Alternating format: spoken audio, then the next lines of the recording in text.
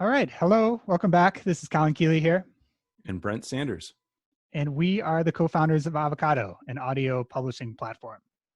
So we have a few topics to cover this week. The one big one is I launched, I guess not technically my first audio course, but my first like full featured audio course. Nice. So kind of in the spirit of like dog fooding our own product, it's really hard to test this stuff. And I ended up talking about, building an audio product business all the time. I want to see if I could do it. I was going to open source my playbook kind of as I go. So my first course is marketing for podcasters. Makes sense. I mean, you've had, just so people have some background, this isn't your first podcast. You still have, right? The Tech in Chicago podcast. How long ago did you start that? Yeah, technically I'm like an original podcaster. It's a lot harder to start. So I've been doing it for like 4 years. I've kind of sunsetted it recently. I like your location matters so little in these COVID times. So it felt a little silly to restrain myself to that. But I learned a lot along the way. And I think marketing podcasts is really hard. And a lot of people start them nowadays and don't really know where to go with it. So I put basically everything I know into this course. And initially, I actually wrote like a brief, it's like 50 pages ebook and put it on Gumroad because I wanted to see like how this whole creator economy works and kind of get to know the product better. And that was like the best way I knew how. And so it was only maybe like an hour to record the audio of it since I had it all. Like the hardest thing to do is outlining everything. Yeah. So I had all that hard work done. And so I was actually like really out of breath because I just did it all in like one go. Like the micro machines, man. Yeah, it's funny though. When you look at recording audio, I get super. It's like recording your voicemail, which nobody uses voicemail anymore, but recording your voicemail and having to listen to yourself, it's like a super humbling experience. And I think I get more hung up with that than a lot of our creators. I think I told Jackie from Theory of Me, who we had on the earlier episode, she had no problem. She just kind of went right through it. And she's like, no, it was easy, straightforward. And I remember warning her, I was like, make sure you have plenty of time to like, go through, and you're going to want to re-record or use a tool like Descript to help edit all your ums and ahs and be perfect. But I don't know. I think that might be specific to me. I mean, I think I'm hopeful that other people don't see it as such a blocker, but I would say I find audio is so much easier than actually like writing out. And I do the same thing with grammar. I think I just, belabor the point too much. Yeah, I am crazy error prone in writing. But speaking, like I actually didn't use Descript. So it's like a raw version. I just use voice memo with this mic I have. So it's a nice mic. And I mean, I had to record a couple chapters multiple times because I made mistakes, but I just kind of churned through it. So it's not perfect. It's like kind of like a dirty audio recording, but like all the content is there. So I'm not sure that the end creator cares that much about polish. Like there's no music or anything, but does it really matter? I know when I consume courses, I just kind of want the meat. I don't really want all the table dressing and I get kind of annoyed. And I find this a lot with YouTube videos when you're like, I looked something up last night and it was actually for guitar playing. I've been playing a bunch of guitar lately since my son was born. That's like my go-to thing. It's like kind of something to do and hold on to while he kind of toddles around and he dances. So it's fun. But it's just like looking up, how do I do this one thing? And every video has like such a wind up. And I'm like, oh, just show me how to do it. Oh my God. Like, I wish you would just mark the part. It's always like, hi, my name is so-and-so. I've been playing guitar for this long. I've been doing it. It's like, I really, really like concentrated content where it's like, just get at it. I don't really need your life story. I know I sound really completely ungrateful getting free advice and free lessons from YouTube from people, but I do like, and that was a big thing. I do feel like audio gets at it a lot faster. People feel like they have to explain themselves a bunch with video, and I don't know. You can probably do it on either idiom, but it tends to be a little more concentrated in audio. To me, like the gold standard is Naval's like How to Get Rich or his Spearhead, like How to Angel Invest podcast. So good. Like crazy concentrated. I would like 3-minute lessons, and I want the completion rate to be like 300%. I want people like it's so dense that they have to listen to it multiple times. Yeah. So as you're dog fooding, I mean, and just to give some frame of reference, obviously you've used our product a ton and I've made you test out all the different things, but going through with your own product, this probably is the first publicly available product, but I would imagine probably your 10th audio course on avocado. What have you found so far? I mean, is the course live right now? Yeah, it's live. So I created this evaluating startup ideas audio course, which is it's only like 20 minutes long or something. And that is very dense and I think reasonably helpful. But I was just shooting that around to people and being like, it's 99 cents. I'll refund you. Like just test it out and feel the flow of everything. So yeah, the process was very, very smooth. Like it was a little confused. So uploading audio was super easy. Reorganizing the audio is awesome. Like our uploading process is amazing. And then like uploading the photos was a little clunky because back then I didn't know what sizes to use. So I just upload it and try it and resize it. So now we have instructions there. That is helpful. We had a lot of creators reaching out asking what that should be anyway. And then like the thing that's kind of missing and what we worked on this week is marketing it. So I have a little bit of an audience. I could sell to that audience, but to reach more people, I have to use Facebook ads or Reddit ads or LinkedIn ads, to get it in front of the appropriate customer.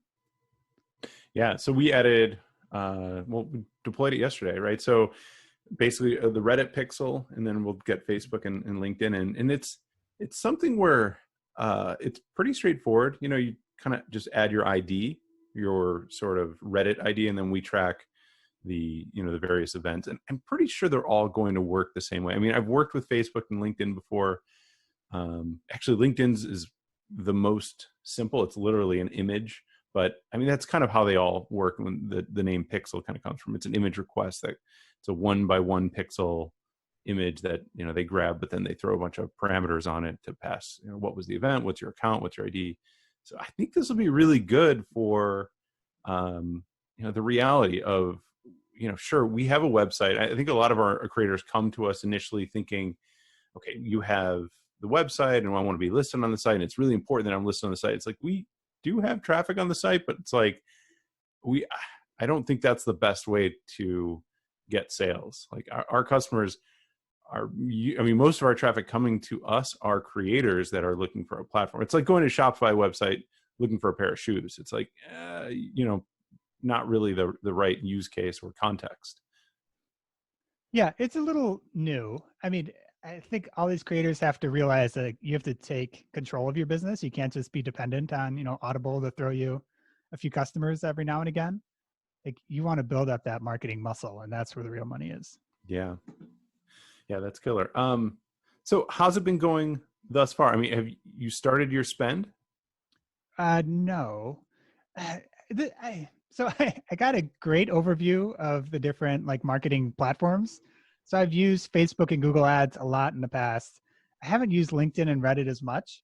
So Reddit immediately flagged the URL. So it flagged it yesterday. I fixed it, I thought, and it flagged it again this morning. And then you can't contact a human. So I had to fill out a form. So hopefully it gets approved at some point here because there's nothing wrong with it from what I can tell. And so Reddit is very basic, but these subreddit communities are just so passionate. And I know this podcasting one should convert at a pretty high rate.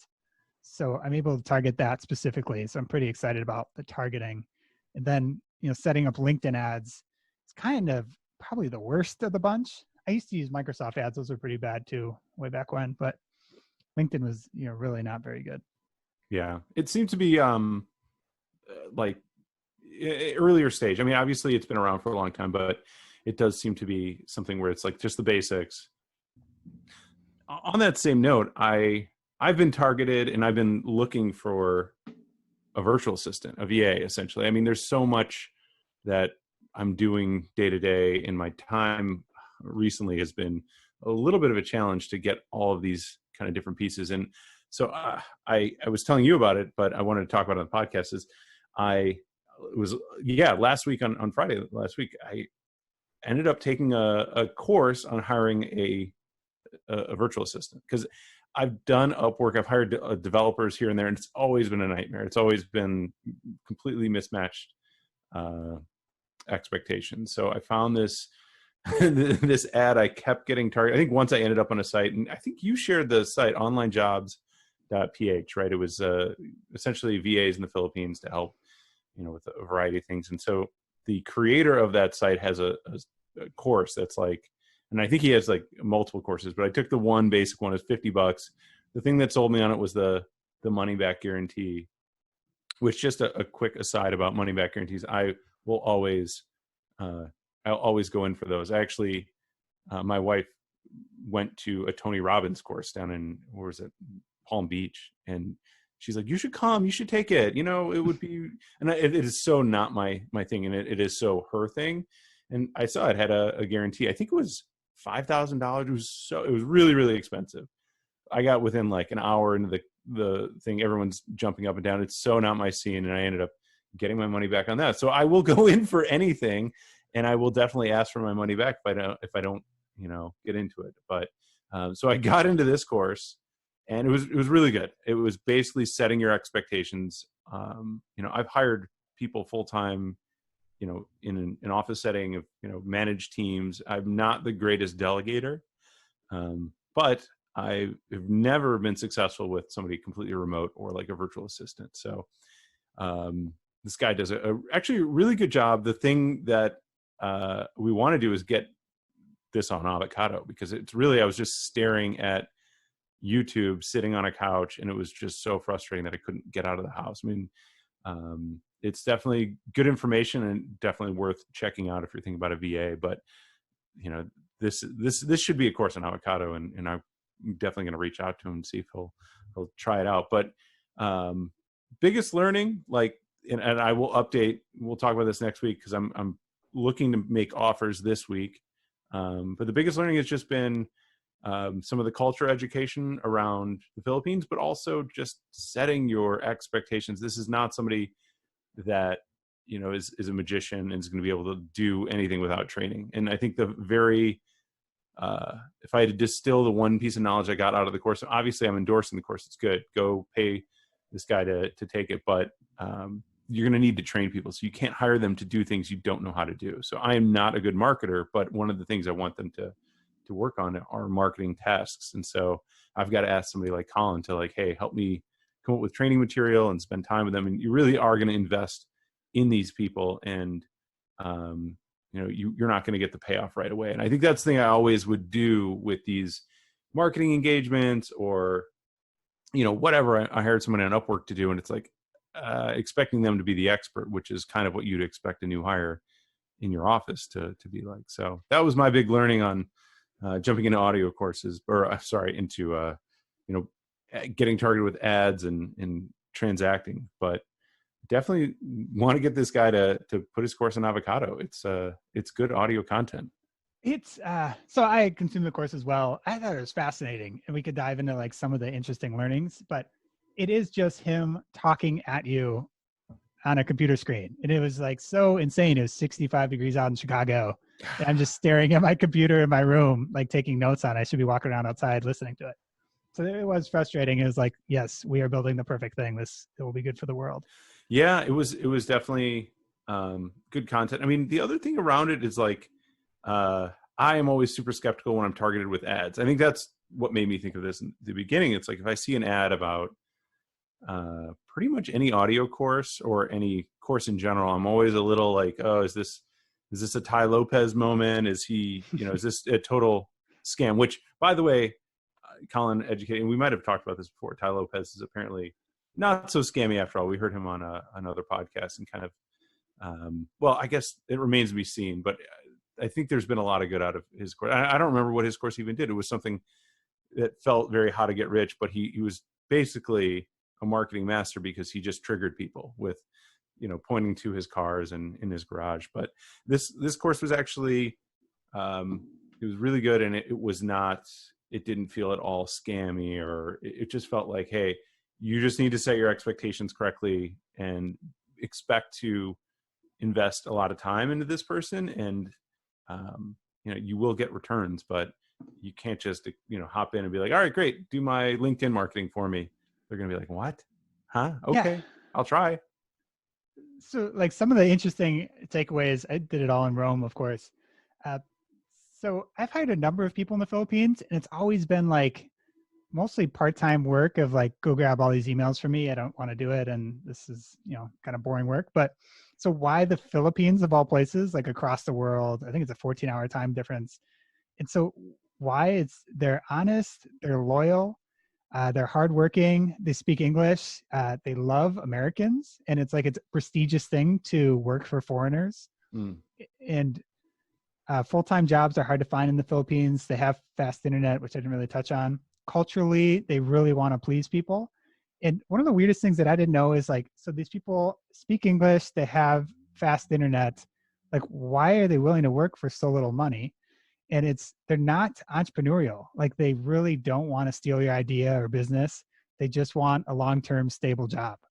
And it pays little to us, but it's like plenty to them to live and like lend money to family as needed. It's like a Yeah. great job for them.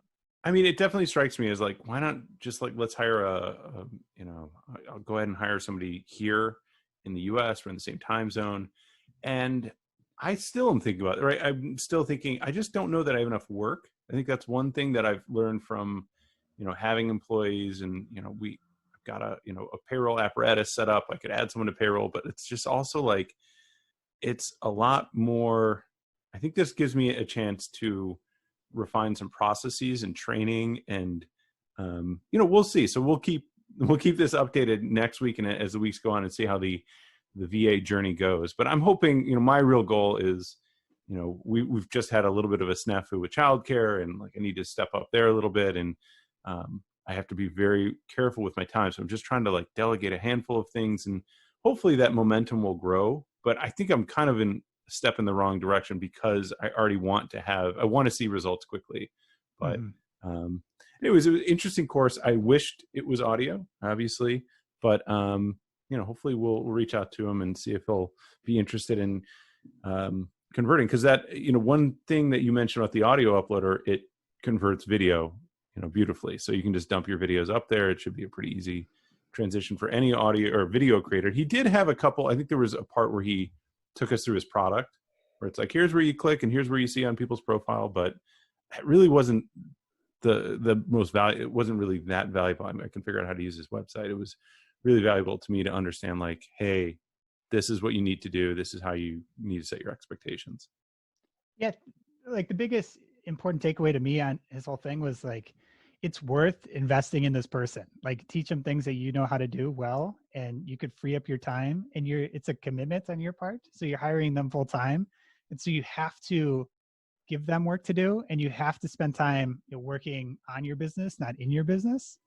So like, I think everyone's a little spooked that they're not going to have enough work to give someone, but yeah, it's almost like a forcing function to Yeah. make sure you're working on your business. Yeah. That makes sense. Yeah. It's a good lesson. I talked about doing this in the past, where I think people just need like the training and like getting a VA up to speed and training them and everything. I thought that was an interesting business. I don't know, maybe I'd start in the future, but like an agency I think everyone in the US is basically like under leveraged. Like, almost everyone should have a VA of sorts to take off like this stuff off their hands. Yeah, we'll see how it goes. I think this will be an interesting thing to see. I've been toying with the idea, and there's definitely a need. I mean, I'm also just generally bad at certain things. Like, I'm not a big self promoter. I mean, obviously that's why this partnership works so well. You're out there promoting and marketing, and you have all that know-how. But my sense is kind of heads down, work, put out a work product, and then nobody shows up to use it. So I think just being in the better habit of developing some of these processes of like, okay, here's what needs to happen on some of these tasks, especially around, hey, we want to email all of our creators and work on some of the basic block and tackle of like an email list or whatever else. It's like, those are things that we could really use a hand on. Yeah, for sure. That's pretty much all I got. Anything else on your end?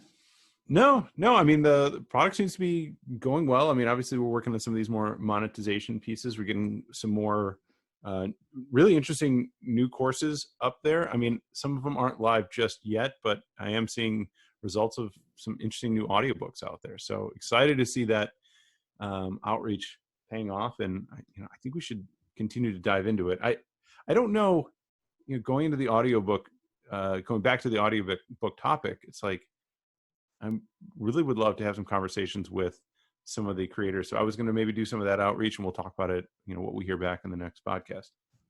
Yeah, sounds good. Until next week, take care. Yeah, thanks for listening.